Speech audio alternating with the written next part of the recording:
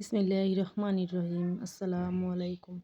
আমি লিমা বলছি টাঙ্গাইল থেকে। লাইফস্টাইল ব্লগার লিমা চ্যানেল থেকে আপনাদের স্বাগত জানাই। কাছে এবং দূরে যেখান থেকে আমার এই ভিডিওটি দেখছেন, আশা করি সবাই ভালো আছেন। আমিও আমার পরিবারের সবাইকে নিয়ে আল্লাহর অশেষ রহমতে ভালো আছি।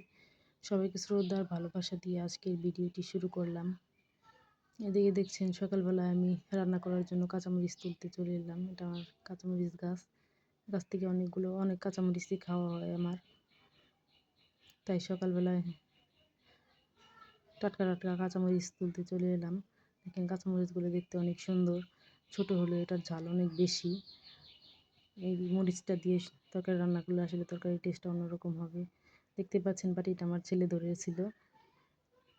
তারপরে এদিকে আমার রান্না বান্না করা শেষ। আমি রান্না করতে পারিনি, হাতে কম সময় ছিল। এদিকে ডাল রান্না করেছি আর ছোটো চিংড়ি দিয়ে একটা সবজি করেছি।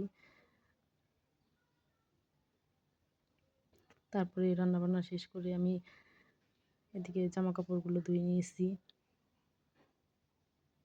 জামা কাপড় সব ধুয়ে তারপরে বাইরে দিয়ে দিয়েছি রোদ্রে। অনেক সুন্দর রোদ উঠেছে।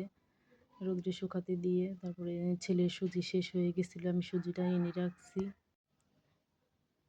তাই সুজিটা আমি আবার কৌটো শেষ হয়ে গেছিলো, কৌটো ভালো করে ধুয়ে পরিষ্কার করে রোদ্রে শুকিয়ে তারপরে আমি আবার এটা রিফিল করে নিচ্ছি।